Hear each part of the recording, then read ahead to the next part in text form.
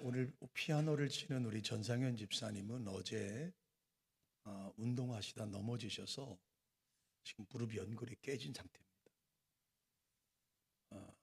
좀 사전에 우리가 알았더라면 조정을 좀 하셨을 텐데, 그래서 제가 기도를 받으시면서 목사님, 그래도 오른쪽이 아니고 왼쪽이라서 끄떡없습니다. 내일 병원에 가셔서 수술을 해야 될 상황일 수도 있습니다. 연골이 지금 파괴가 돼서 무릎 연골이 다쳤는데도 불구하고 담임 목사가 걱정할까 봐 목사님 왼쪽 다리라서 끄떡없습니다. 여러분 이번 주간을 어떻게 보내고 계시나요? 제가 어제도 고백했지만 저는 2023년도 고난주간이 너무 바빠요. 그래서 좀 정말 묵상하고 말씀 앞에서 주의 말씀을 기다리고 또 말씀을 묵상하는 시간들이 너무나 부족하다고 느껴요. 좀 바쁜 거 이제 내일이면 좀 끝날 거다라고 생각했는데, 지난주에 우리 유아 세례를 받은 우리 동윤이네 가정의 친정 아버님이 또 위독하셔서 아마도 내일 돌아가실 것 같다고 그래서 장례를 또 치러야 될 것 같아요. 그러면서 대구에서 장례가 있어요. 비록 저에게 주어진 짧은 시간이지만 시간 운전할 때, 일 보러 갈 때 말씀을 계속 들어요. 오늘은 여러분 침묵의 수요일입니다. 학자들에 따라서 약간씩의 표현은 다르지만 사실은 우리 성경을 사복음서를 연구한 학자들과 주석가들의 모든 공통적인 의견은 오늘 주님의 행적을 찾아볼 수 없습니다. 주님이 무엇을 하셨을까? 그래서 많은 설교자들의 설교를 찾아보면 아마도 주님은 쉼을 얻으셨을 거다. 그동안에 달려왔던 쉼을, 인생을 정리하는 시간을 가지셨을 거다라고 주장하는 분들도 계시죠. 또 어떤 분들은 아마 마지막을 준비하는 기도의 시간을 주님이 가지지 않으셨을까. 그래서 그나마 수요일, 침묵의 수요일 날 우리가 함께 나눌 수 있는 성경 말씀이 바로 누가복음 21장 37절로 38절입니다. 이것이 사실 수요일과 연결되어 있지 않습니다. 왜냐하면 주님은 갈릴리에서 내려오셔서 베다니에 머무르셨거든요. 그러니까 베다니에 머무르시면서 여러분 잘 아시는 마르다와 마리아가 있고 나사로가 있고 또 나병 환자 시몬이라는 사람이 있는 그 베다니에서 주님이 머무르셨어요. 거기에 머무르시다가 성전에 들어가셨다가 일과를 끝내고 다시 나오시고 베다니에 계셨고, 또 오늘 본문의 말씀에 보면 예수께서 낮에는 성전에서 가르치시고 밤에는 나가 감람원이라는 산에서 쉬셨다 이렇게 말하거든요. 이게 사실은 제가 이 본문을 선택했지만 이것이 오늘 수요일과 연결되지는 않는다라고 하는 사실이에요. 제가 오늘 교회의 문제 때문에 우리 교회 주거래 은행을 아침 일찍 나가게 됐는데, 그 나가면서 유튜브 방송을 이제 하면서 라디오를 연결을 해서 들으면서 재의 수요일이란 얘기를 여러분 많이 들어보셨을 거예요. 특별히 감리교회를 다녀보신 분들은 아마 재의 수요일을 굉장히 잘 아실 거라고 생각이 들어요. 저도 감리교회 목사님의 설교를 1시간 이상 들으면서 갔다 왔는데, 감리교는 우리 사순절을 굉장히 중요하게 여깁니다. 그래서 이 재의 수요일, 오늘 그 수요일을 재의 수요일이라고 해서 재를 태운 재를 팔에 그 구로에 있는 감리교회 같은데 팔뚝에 그 십자가를 긋고 성도들이 나와서 팔에 재를 긋고, 그리고 해외에서는 이마에 십자가를 걷는 행위들을 하고 계시더라고요. 우리 장로교, 특별히 우리 교단은 사순절을 등요하게 여기지 않습니다. 사순절의 절기를 지키지 않아요. 단지 부활절 그리고 종료주의를 지킬 뿐이라고 하는 것이죠. 캐톨릭에서는 여러분 이 오늘 수요일을 굉장히 중요한 절기로 지킵니다. 바로 그 뒤에서 나온 것이 제의 수요일입니다. 그들은 종려나무를 태워서 그 재를 뒤집어 씁니다. 그래서 오늘은 참회하는 날이라고 명명을 했습니다. 물론 그것은 이제 오래 지나면서 제도가 없어지긴 했습니다만 여전히 지금도 캐톨릭에서는 굉장히 그 제 수요일을 중요하게 여기고 있습니다. 그래서 제 수요일이라고 하는 말은 캐톨릭 교회에서 사용하고 우리 개신교회에서는 감리교회가 아주 중요한 절기로 지키고 있다는 것을 볼 수가 있었어요. 자, 오늘 우리는 침묵의 수요일이라고 말합니다. 사실 제 짧은 실력과 제 짧은 지식으로는 주님께서 이날 무엇을 하셨을까를 저희는 알 수 없습니다. 아무리 많은 주석을 찾아보고 아무리 많은 설교가들의 설교를 들어보지만 사실 주님께서 이 수요일 날 무엇을 하셨다는 것을 찾아볼 수가 없다라고 하는 것이죠. 단지 하나, 제가 오늘 이 침묵의 수요일 설교를 준비하면서 그 유대인들이 2000년 전에 유대인들이 유월절을 얼마나 중요하게 여기고 얼마나 중요한 절기로 여겼는지를 찾아보게 되었습니다. 여러분, 유대인들의 달력으로 1월 10일부터 14일까지 성전에 드릴 제물을 준비합니다. 4일 동안. 그 4일 동안 이제 제사장들에게 제가 지난 주일날 설교 드렸던 것처럼 이제 제사장들에게 검사를 받게 되죠. 근데 문제는 여러분, 이것이 제물에만 국한되는 것이 아니에요. 혹시 내 몸에 상처가 있거나 내가 부정한 사람과 접촉하거나 내가 부정한 사람으로 되면 7일 동안 부정한 사람으로 취급될 수 있어요. 그러니까 유월절의 행사를 참석할 수 없습니다. 그러므로 여러분, 멀리 저 갈릴리 쪽에 북쪽에서 내려오는 사람들도 유월절을 일주일 남겨주고 내려오는 겁니다. 왜요? 부정한 일에 엮이고 싶지 않기 때문에. 그만큼 중립성이 강했다는 겁니다. 유월절을 일주일 남겨놓고 예루살렘에 몰려오는 거예요. 여러분, 모든 것을 다 수독하고 모든 것을 다 줬고 오직 유월절에 집중하는 겁니다. 뿐만 아니라 이 유월절은 누룩을 먹을 수 없습니다. 다시 말하면 빵을 부풀리는 것을 먹을 수 없어요. 무교절을 반드시 지켜야 되거든요. 무교병 그 누룩이 들어가지 않은 떡과 쓴나물을 먹습니다. 왜 그럴까요? 기념하기 위해서.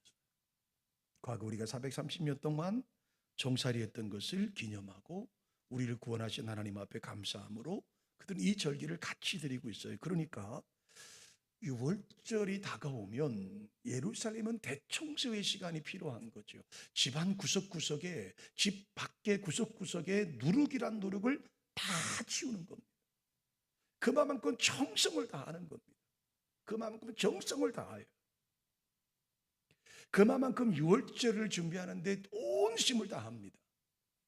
자, 그런데 하나, 제가 이 말씀을 준비하면서 하나 마음이 아픈 게 있었어요. 그게 뭐냐 하면 그 예수님을 잡아 죽이려고 했던 대제사장들, 어제 말씀 나눴죠. 음모론자들, 대제사장들과 장로들의 행태입니다. 행태. 그렇게 백성들에게 아주 강요하고 그렇게 유월절을 지키라고 종교 지도자들인 그들은 정작 거룩하지 않았어요. 그들은 정작 이 유월절을 준비하지 않았습니다. 왜요? 유월절은 하나님 앞에 절기 중에 절기입니다. 그런데 그들은 그 기간에 주님을 잡아 죽이려고 준비하고 있었다라고 하는 것이죠. 그렇게 정결하게 하고 그렇게 부정한 것을 멀리하고 그렇게 일주일 전부터 예루살렘에 올라와서 온갖 정성을 다하는 백성들이 있음에도 불구하고 종교 지도자들은 모여서 주님을 어떻게 하면 흉계를 꾸려서 주님을 잡을까? 어떻게 하면 흉계를 꾸며서 주님을 죽일까에 관심이 많았습니다.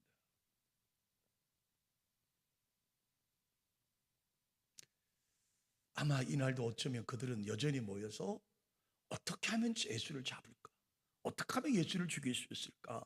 온갖 머리를 짜냈을 거라고 생각됩니다. 사실 그들은 이미 나사로가 살아날 때부터 주님을 죽이기로 작정합니다. 저놈 살려두면 우리의 위협이 되겠다. 얼마 전 라디오에 방송을 들으면서 나갔는데 거기에 우리나라 신학대학교 교수님께서 이 말씀을 쭉 역사를 설명하시더라고요. 그분은 이 제사장들의 입장을 충분히 대변하면서 말씀하셨는데, 그럴 수 있겠구나. 그 교수님의 말씀은 이런 내용이었습니다. 왜 예수를 잡아 죽일 거냐? 단순히 그 예수를 시기해서가 아니다. 그 교수님의 표현이에요. 적어도 제사장들과 장로들이 예수님을 죽이려고 했던 것은 바로 그 예수님 때문에 로마 군인들이 다시 유대 땅으로 들어와서 유대 민족을 진멸할 거라는 두려움 때문이다. 다시 말하면 애국주의 때문이다라고 해석을 하시더라고요. 저는 그 강의를 라디오를 들었으면서도 충분히 일리가 있는 이야기겠구나. 그분들의 입장에서는 그나마 비록 로마의 지배를 받고 비록 그나마 로마의 지배를 받고 총독의 지배를 받고 있을 망정 그 로마의 선민 정책에 의해서 각 지배지의 종교와 문화를 인정받았습니다. 그래서 여러분, 로마가 자기 나라를 침략해서 통치하고 있지만 유대인의 사내들인 공회가 있었습니다. 우리로 말하면 국회제도가 있었습니다. 또 사병들을 거느릴 수가 있었습니다. 단 하나, 사람을 죽이고 살리는 죽이는 문제만 해결하지 못했지 종교법으로 얼마든지 동원할 수 있었어요. 여러분, 스데반 집사를 돌로 쳐 죽이잖아요. 그러니까 로마에서 충분히 유대인의 법과 율법을 인정해 주었습니다. 그러니까 종교 지도자들과 장로들은 그나마 이것만이라도 감사하자는 겁니다. 만약에 예수로 인해서 밀란이 나고 예수로 인해서 어려움을 겪으면 다시 로마 군인이 들어올 것이고 그러면 지금 그나마 지키던 성전 예배와 그나마 지키던 율법마저도 무너질 것이라고 하는 두려움의 애국주의가 신앙이 그 밑에 깔려 있었다.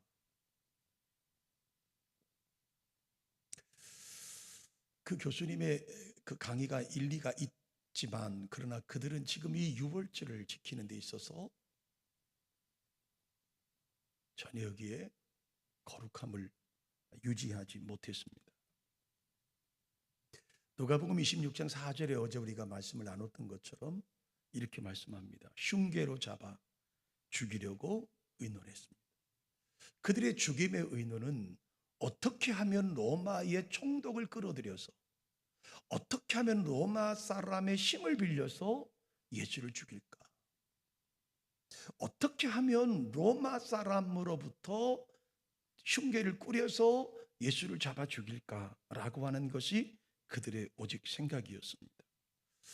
요한복음 11장 13절의 말씀에 보면 예수님께서 나사로를 살리셨습니다. 죽은 지 사흘만 된 그 나사로를 가서 부르셨고 몸이 동인 채로 걸어 나왔습니다. 그때 요한복음 11장 53절에 보니까 예수를 죽이기로 모의했다라고 말합니다. 그러니까 이미 예수를 죽이려고 작정한 것이죠. 어떻게 하면 예수를 잡아 죽일까? 여러분, 그들의 모의가 성공했습니까? 어제 말씀을 잠시 나누었죠. 밀란을 두려워서 명절은 하지 말자. 뜻밖의 가룟 유다가 동원됩니다. 그들이 계획했던 것은 밀란이 일어날 것 같은 데모가 일어날 것 같은 두려움 때문에 이 유월절이 지난 다음에 예수를 잡아 죽이자라고 하는 논의였지만 뜻밖의 가룟 유다가 등장되면서 뜻하지 않은 방향으로 전개가 됩니다. 그리고 결국은 유월절에 어린 양으로 주님이 잡혀서 돌아가시게 되죠. 자, 성경에서는 그 체포당하셨던 주님을 가리켜서 이렇게 말씀합니다. 시편 기자는 시편 44편 22절에 말씀합니다. 도살당할 양같이 여김을 받았다 이렇게 말합니다. 또 예레미야 11장 19절에 보니까 도살당하러 가는 순한 어린 양의 모습이라고 예언해 놓고 있습니다. 여러분, 양떼의 습성을 너무나 잘 알았던 이스라엘 백성들은 지금 죽음 앞에서 반항하지 않으시고 죽음 앞에 당당하시고 죽음 앞에 반항도 하시고 움츠러들지 않으신 그 주님을 향해서 이렇게 도살장에 끌려가는 양과 같다고 말씀하고 있습니다. 여러분 우리가 복음 신비 2주 전에 말씀을 나눴던 에티오피아 내시 관리를 아시죠? 그가 예루살렘에 예배를 드리고 자기 나라 본국으로 돌아가다가 마차에서 성경을 읽습니다. 그 성경이 이사야 53장 7절의 말씀입니다. 그 말씀도 역청하지 마찬가지입니다. 그 말씀도 더 살당한 어린 양, 그 앞에서 반항하지 않는 그 양을 도대체 이해를 하지 못했습니다. 결국은 여러분 빌립 집사님이 그에게 다가가서 그에게 이 말씀을 예수 그리스도로 풀어주는 것을 볼 수가 있습니다. 저는 오늘 사실 하루 종일 마음속에 부담을 안았습니다. 이 침묵의 수요일 밤에 모이면 어떻게 할까? 내일이야 우리가 할 이야기가, 설교할 얘기가 얼마나 주제가 많습니까? 오늘 우리는 그러다 저녁 오후 늦은 시간에 제 가슴에 와닿은 두 가지가 하나 있었어요. 하나는 나는 요즘 어떤 일에 시간을 가장 많이 보내고 있을까라는 생각을 해봤어요. 나는 지금 어느 부분에 가장 많은 시간을 보내고 있을까? 아니 좀 더 다른 각도로 말하면 나는 지금 어느 것을 가지고 가장 많은 기도를 하고 있을까? 그게 곧 우리의 관심사 아니겠습니까? 또 한 가지는 나에게 남겨진 시간이 제한되어 있다면 나는 무엇을 하면서 살 것인가? 그래서 오늘 밤은 우리가 걸어가던 길을 잠시 멈추고 다시 한번 우리의 삶을 돌아봐야 되겠다는 생각을 했습니다. 여러분 우리가 지금까지 달려왔습니다. 2023년도에도 벌써 3월달이 지나고 4월달이 왔습니다. 여러분은 지금 어디에 가장 많은 시간을 보내십니까? 여러분은 지금 어느 시간에 가장 많은 것을 투자하십니까? 여러분은 지금 어느 것에 가장 많은 관심을 가지고 계십니까? 오늘 우리 한번 좀 내려놓으시고 신묵의 수요일 밤 우리는 한번 우리의 삶을 돌아보는 시간을 가졌으면 좋겠습니다. 내게 정말 중요한 것이 무엇인지, 나에게 정말 소중한 것이 무엇인지, 하나님께서 나에게 부여되신 그 거룩한 그 사명이 무엇인지를 우리는 잠시 주님처럼 내려놓고 한번 우리의 인생을, 우리의 삶을 돌아봐야 될 것이라 하는 생각을 해봤습니다. 사랑드린 가족 여러분, 주님은 입성하시고 성전을 청결하게 하시고 무화과나무를 저주하시고 그리고 제자들에게 다정다감하게 의자에 걸터앉으셔서 바위에 걸터앉으셔서 그냥 바닥에 흙무더기에 그냥 걸터앉으셔서 예루살렘 성전을 바라보시면서 다정다감한 시간을 어제 보내시죠. 그렇지만 여러분 음모론자들은 있습니다. 음모론자들은 주님을 어떻게 하면 흉계로 잡아 죽일까를 고민하는 사람들. 여러분 그런 와중에 헌신자도 있었어요. 나병 환자 시몬의 집에 계실 때 한 여인이 와서 예수님 머리에 향유를 붓습니다. 헌신자죠. 그렇지만 여러분 헌신자가 있었지만 그 헌신자를 칭찬하지 않는 제자들도 있었습니다. 그 여인의 300데나리온의 그 비싼 값을 주님의 머리에 부었다고 주님께서 정권을 잡으시면 혹시 재무부 장관의 자리가 이 여인에 가지 않을까라는 두려움이 그들에게 있었죠. 그래서 칭찬하지 않죠. 신랄하게 비판합니다. 비싼 걸 팔아서 가난한 사람을 줘야지 왜 허비하느냐. 그 시간에 여러분 가룟 유다는 어떻게 합니까? 은 30에 주님을 팔기로 작정합니다. 그리고 기회를 보기 시작합니다. 아마 성경에는 없지만 가룟 유다는 여전히 지금 오늘 머리를 굴리고 있지 않을까요? 어느 타임에, 어느 시간에, 어느 시점에 주님을 팔아 넘길까? 가정 내가 안전하고 저항도 없는 시간이 언제일까를 얼마나 고민하겠습니까? 아마 그날이 오늘이지 않을까? 여전히 제사장들과 장로들은 여전히 지금 이 큰 유월절, 거룩한 유월절은 뒤로 접은 채 어떻게 하면 흉계로 주님을 잡아서 총독의 손을 빌려서 십자가형을 만들 수 있을까를 고민하고 있었습니다. 이 모든 것을 아시는 주님께서는 시편 기자가 고백했던 것처럼 도살당할 어린 양처럼, 예레미야가 고백했던 것처럼 도살당하러 가는 순한 어린 양의 모습으로 주님은 여전히 자신의 길을 걸어가고 계십니다. 우리 사랑하는 드림 가족 여러분, 우리는 올해 저녁 집회로 고난주간을 보내고 있습니다. 저는 제 개인적으로 하나님 앞에 너무나 죄송한 마음으로 매일마다 저녁 준비를 합니다. 너무나 일이 많아서, 너무 분주해서 정말 고요하게 주님의 그 길, 주님의 걸어가신 한 주간을 묵상하는 시간을 갖지 못하는 안타까움도 있습니다. 여전히 내일도 저에겐 일이 있고, 모레도 아마 장례식을 다녀와야 되는 또 일이 있고, 저녁에는 또 우리가 성찬식도 있고, 여전히 마음에 분주할 수밖에 없어요. 그러나 여러분, 이 시간 우리 한번 조용하게 우리의 가슴을 한번 주님 앞에 고백해 보십시오. 이 밤에 여러분, 소리 내지 않아도 좋습니다. 우리 함께 묵상하면서 우리 걸어가는 길을 멈춰볼까요? 잠시 여러분, 우리가 이 일상 속에서 우리의 삶을 내려놓은 채 하나님 앞에, 그리고 예수님 앞에 우리 자신을 들여다보는 시간을 가졌으면 좋겠습니다. 우리 집사님 반주가 갑니다.